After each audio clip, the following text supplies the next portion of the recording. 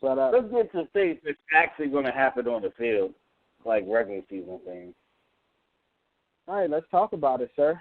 So this week, when we talk about nobody's favorite, it seems like this man always gets a lot of hate. Whenever you throw up the GOAT conversation, people always try to disqualify him. He got caught for cheating 2 times. Really? Was that him or was that Belichick? It don't matter. It's still associated with him. Well, to correct you, Spygate, Tom Brady had nothing to do with it. At that time when Spygate went on, yeah, Tom Brady was just getting himself involved in the organization, and he had a couple rings under his belt. However, he was still a pup, so I doubt Bill Belichick even included him in anything. Number 2, when we talk about Deflategate, deflated footballs. Oh, that gave him an advantage. How? He was able to grip the football and throw it better.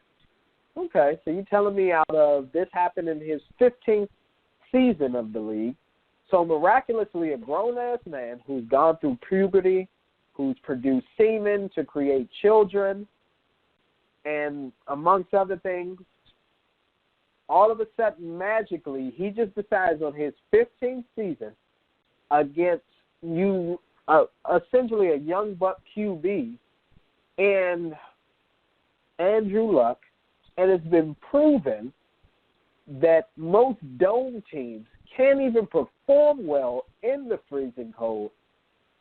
Checked the equipment manager and told him to deflate footballs to make the game easier for him. And then there was clearly no real advantage because those deflated footballs actually got intercepted. And had they had been fully inflated, the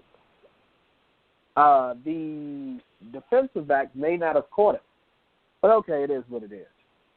But if we are referring to the AFC East, that has the New England Patriots, the New York Jets, the Buffalo Bills, and the Miami Dolphins.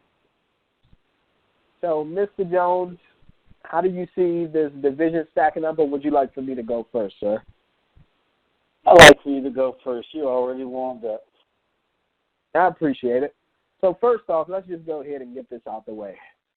Nobody gives a shit. It's literally going to be a battle of the last place between the Miami Dolphins and the Buffalo Bills. So I'll flip a quarter. Heads will be the Buffalo Bills. Tails will be the Miami Dolphins.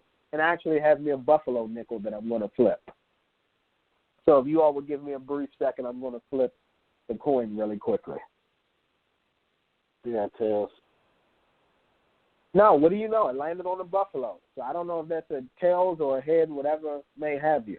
So that means that the Buffalo Bills are going to be – that's head. So at the end of the day, the Buffalo Bills will be at the bottom of the division. So that will be the worst team. The third worst team will be, obviously, without a shadow of a doubt, the Miami Dolphins. The Miami Dolphins do play the Jets tough. They also play the Patriots tough.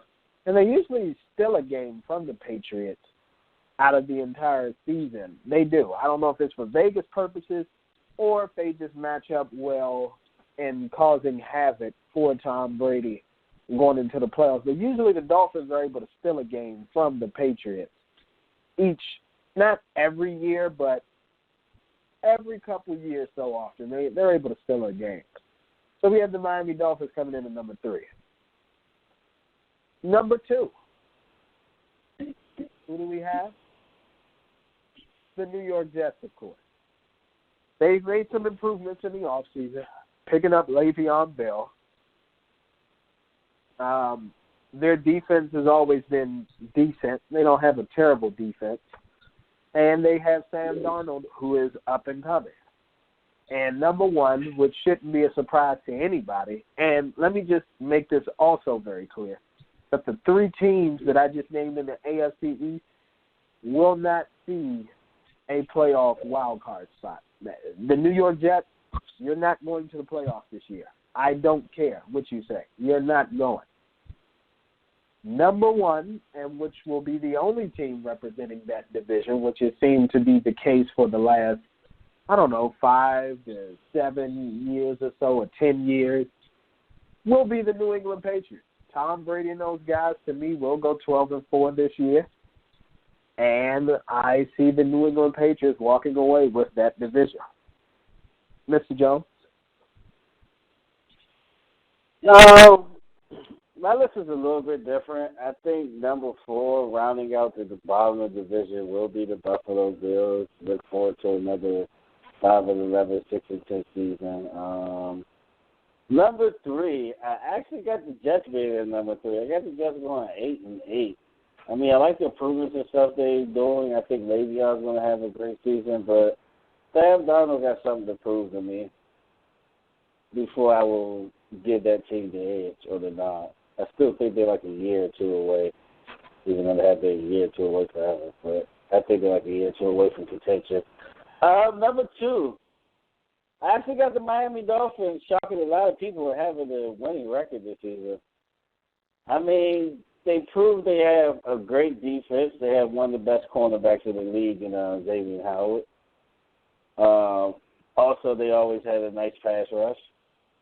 And let's be honest, they played Brady and them hard last year. They actually beat Brady and them last year.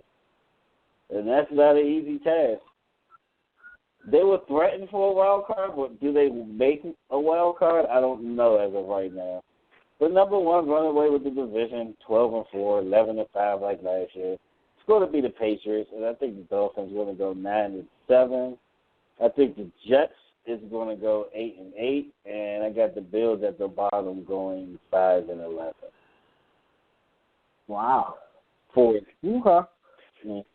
I actually have the Dolphins having a losing record at 7-9, just because I don't like who's their quarterback. Is it Ryan Tannehill? No, they just got Josh Rosen off the trade. Oh. Okay, well that changes things. 6-10. No, I'm joking. So 7-9. So yeah, I think 7-9 for the Miami Dolphins. They will compete, but ultimately they will fail. I have the New York Jets going 8-8 as well, but that'll be good enough for the second spot in that division. And I have the Bills going 4-12, sir. They're just absolutely horrible. Yeah, I don't disagree with you.